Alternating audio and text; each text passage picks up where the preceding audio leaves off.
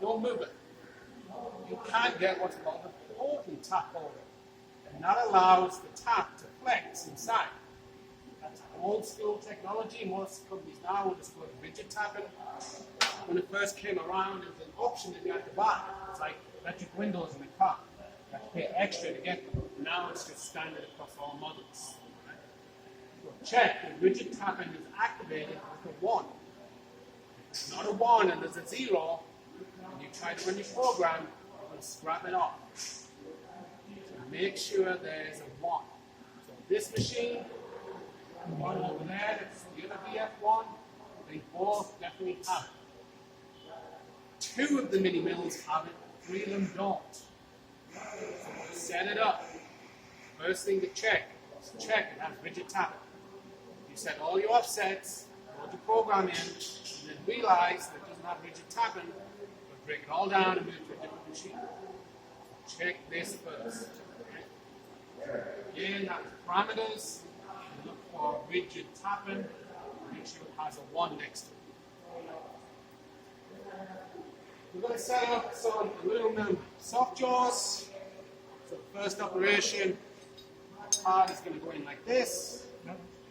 Spot drill, drill tap, flip it over, again, make sure there's no chips, push it down, and then we'll end mill that back. Whenever you use aluminum soft jaws,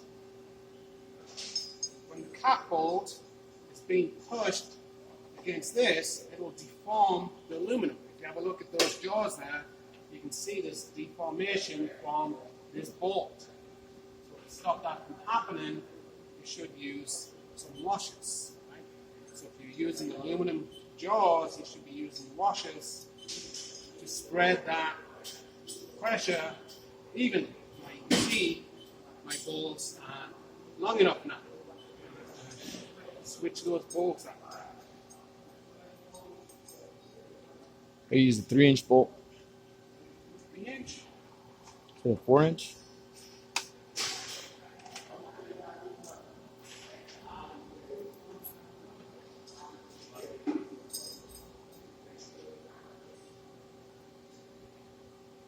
When you set it up, make sure the jaw with that cutout is against the fixed jaw.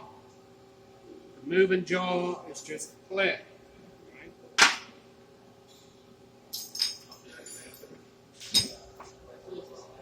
Because these jaws are milled at the bottom, you can wind the bolt in most of the way.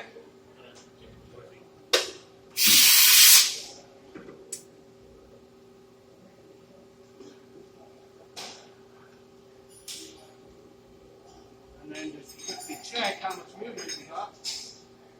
You can set up a lot faster than you can with the other kind of jaws.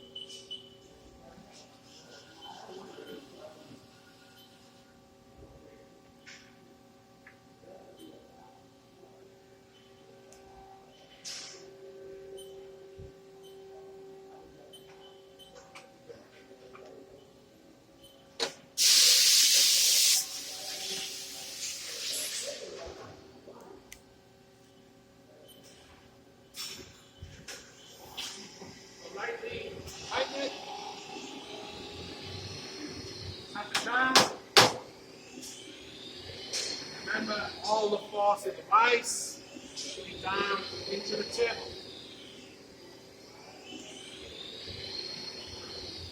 And then one final tap to make sure it's sitting flat on the bottom of the vise.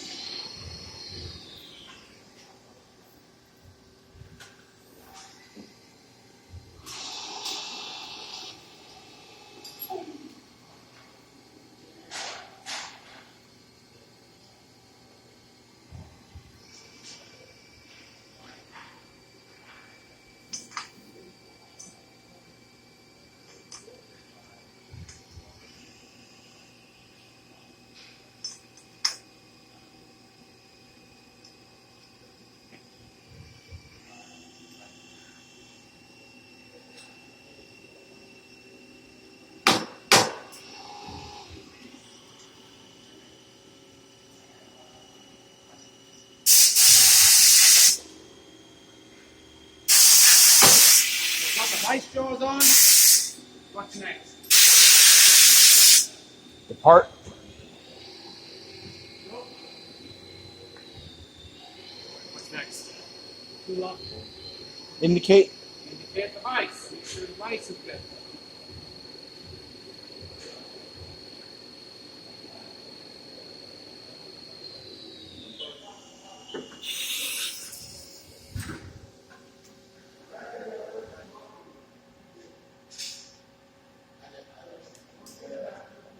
Because this one is moving, I'm going to do that M19 orient spindle.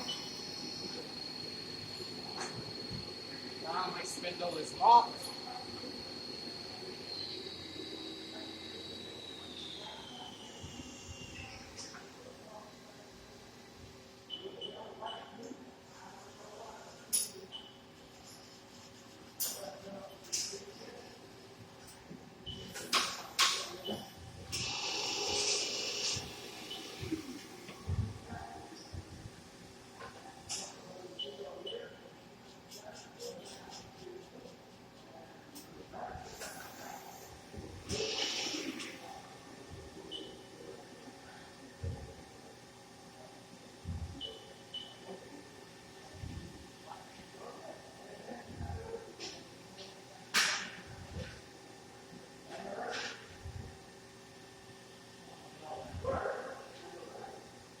I don't trust that reading, so I'm going to move my indicator and touch somewhere else, just to double check.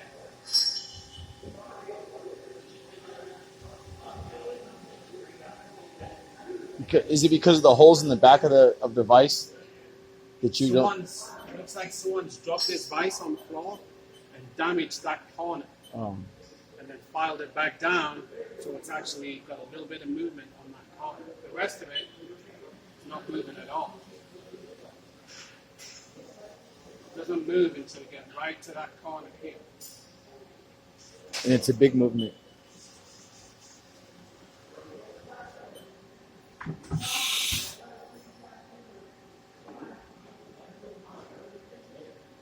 So we got the bike set up. Now we're going to get our tool set up. Same as operation number one. All the collets, all the tools should be in the box. End of the day, take the collets out, take the tools out, put them back in. So we need a spot drill. Make sure you got the right size drill. Measure it. Don't just trust that that is the right box or the right tool in the box. Got the top, 7/16 20. Again, double check. Got the roughing end mill and the finishing end mill. So we're going to go set all those tools up. We got to follow them.